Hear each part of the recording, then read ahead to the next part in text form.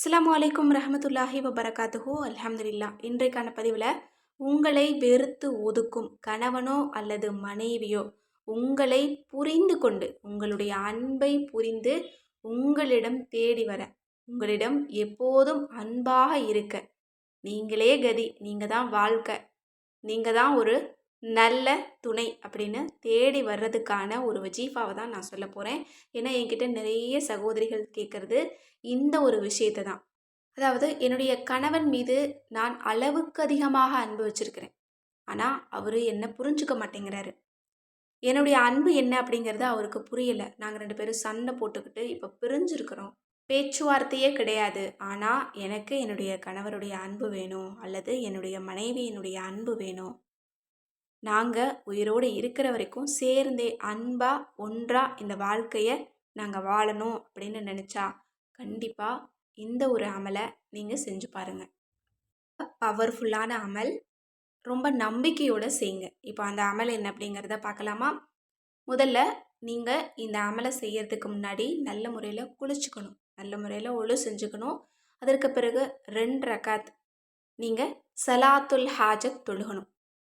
இந்த ஒரு தொழுகையை நீங்கள் இரவில் தான் நீங்கள் தொழுகணும், இஷாவுக்கு பின்னாடி தான் தொழுகணும். இந்த அமலை இஷாவுக்கு பின்னாடி நீங்கள் தூங்க போகிறீங்க அப்படின்னா மட்டும்தான் இந்த அமலை நீங்கள் செய்ய முடியும். 2 ரக்காத் சலாத்துல் ஹாஜத் தொழுதுங்க. அதில் நியத் உங்களுடைய கணவனுடைய அன்பையோ அல்லது உங்களுடைய மனைவியினுடைய அன்போ உங்களுக்கு கிடைக்கணும் அப்படிங்கிற மாதிரி நியத்து வச்சுக்கோங்க.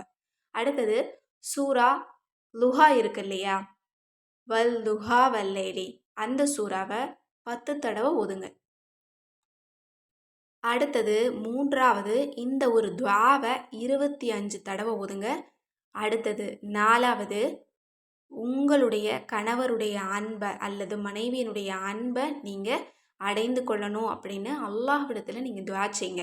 அந்த துஆ என்ன அப்படிங்கிறத நான் மறுபடியும் உங்களுக்கு நான் சொல்கிறேன். இந்த அமலை நீங்கள் தொடர்ந்து 41 நாள் நீங்கள் செய்யணும். ரெகுலராக நீங்கள் செய்யணும். ஒரு நாள் கூட இடைவெளி இல்லாமல் ஒரு 41 நாளை நீங்கள் முடிச்சிட்டிங்க அப்படின்னா வாழ்நாள் முழுக்க உங்களுடைய வாழ்க்கை துணையின் அன்பு உங்களுக்கு நிரந்தரமாக கிடச்சிரும். நீங்களே கதி, நீங்கள் தான் வாழ்க்கை அப்படின்னு உங்கள் கூடவே இருப்பாங்க இன்ஷா அல்லாஹ். இந்த ஒரு அமலை நீங்கள் எல்லாருமே செஞ்சு பாருங்கள். இப்போது அந்த துஆ என்ன அப்படிங்கிறத நான் உங்களுக்கு சொல்கிறேன். அல்லாஹும்ம ஜஅல்னி அஹப்ப இலா கல்பி ஜௌசி வஜஅல் ஜௌசி அஹப்ப இலா கல்பி. இதனுடைய பொருள் என்ன அப்படின்னா, அல்லாஹ்வே எங்களை ஒன்றிணைத்து வை, என்னுடைய கணவனுடைய கல்பில் என் மீது அன்பை ஏற்படுத்து, என்னுடைய கல்பில் என்னுடைய கணவரின் மீது அன்பை ஏற்படுத்து. இந்த ஒரு துஆவை தான் நீங்கள் 25 முறை நீங்கள் ஓதணும். அதாவது நல்ல முறையில் குளிச்சுட்டு ஒழு எடுத்துட்டு 2 ரக்காத் தொழுங்க. அடுத்தது சூரா லுஹாவை ஓதுங்க. அடுத்தது இந்த துஆவை ஓதுங்க. அடுத்தது உங்களுடைய வாழ்க்கை துணையின் அன்பை நீங்கள் அடையணும் அப்படின்னு அல்லாஹ் இடத்துல துஆ செய்யுங்க. இந்த வஜீஃபா உங்கள் எல்லாருக்குமே பிடிச்சிருக்கும் அப்படின்னு நான் நினைக்கிறேன்.